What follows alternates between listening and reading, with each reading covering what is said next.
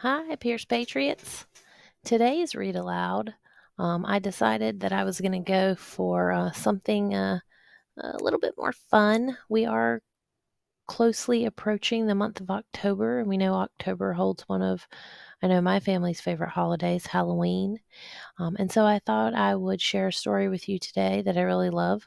Everybody knows the story of Cinderella, the poor girl who is treated horribly by her wicked stepsisters and stepmother, but who falls in love with a prince.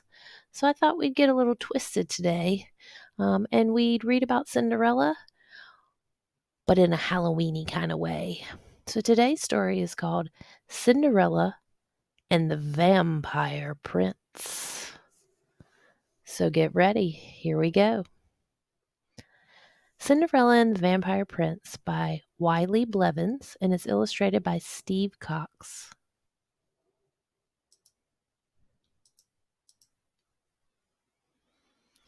It was a dark and stormy night. At least that's how most scary stories start. And this one is one of the scariest. Deep in a forest lived a girl named Ella. Each night she would rub cinders or ashes from her fireplace on her arms and legs to hide in the dark. Then she would sneak out for adventure. People began calling the girl Cinderella. They would spot her in the night, climbing trees, shouting at the moon, and playing with forest animals. During the day, Cinderella lived with her evil stepmother and two mean and overly clean stepsisters. Cinderella longed for the day she could leave. She only felt happy when it was dark. But nobody understood her love of the night. One day, a golden envelope was slipped under her door. It contained an invitation to a ball at a nearby castle. The prince was looking for a princess. Cinderella had never wanted to marry a prince, but she so wanted to escape her mean stepmother and stepsisters. So she thought, hmm, maybe I should go. But there was a problem. Unlike her stepsisters, Cinderella had nothing to wear to a prince's ball. And unlike her stepsisters, she had no way to get there. Cinderella sat in a tree and felt sorry for herself. Just then, Cinderella's fairy godfather appeared. Her sweet and gentle fairy godmother was away on vacation. It had been a stressful year watching over Cinderella. Her fairy godfather was not so kind or trustworthy. "What will I wear?" asked Cinderella. Her fairy godfather waved his magic wand and laughed. Cinderella looked down. She was wearing a puffy dress with shiny red designs all over it. Her black sneakers stuck out from underneath. "And how will I get to the ball?" asked Cinderella. "Instead of a pumpkin, I will use this blood-red tomato," laughed her fairy godfather. "The prince will love it." The night of the ball arrived. Cinderella climbed out her bedroom window and hopped into the tomato carriage.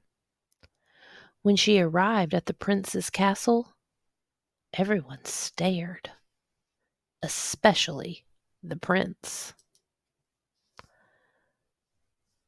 "Whoa, who is this beautiful girl?" whispered the guests, who were ghosts, mummies, zombies, ghouls, and all sorts of spooky creatures. "Oh, what great costumes!" thought Cinderella. But these weren't costumes. A band of witches began to play music. The prince strutted over to Cinderella and asked for the first dance. They twirled and spun and waltzed around the dance floor. "Thank you," said the prince. Then he danced with Cinderella's stepsisters and the other girls. The hands of the clock raced around in dizzying speed until it was almost midnight. "It is time. I must choose my princess." The prince carefully took one last sniff of each girl. The stepsisters smelled like roses. Other girls smelled like cinnamon and apple pie. And then he sniffed Cinderella. "I pick you.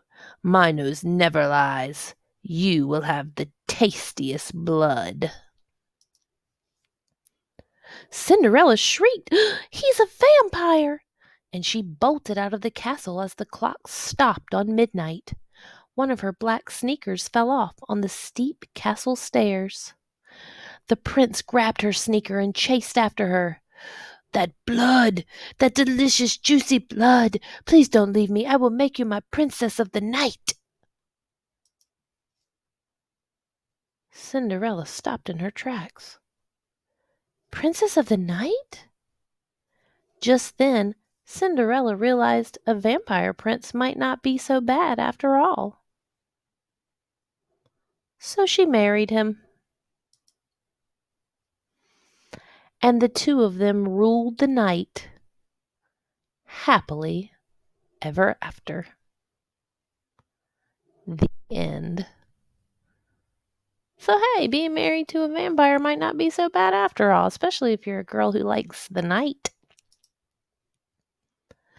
And if you like this book, this is a whole series of scary tales retold. It's all of your favorite fairy tales, but told in a scary way, like Rapunzel and the werewolf, Snow White and the 7 trolls, Goldilocks and the 3 ghosts.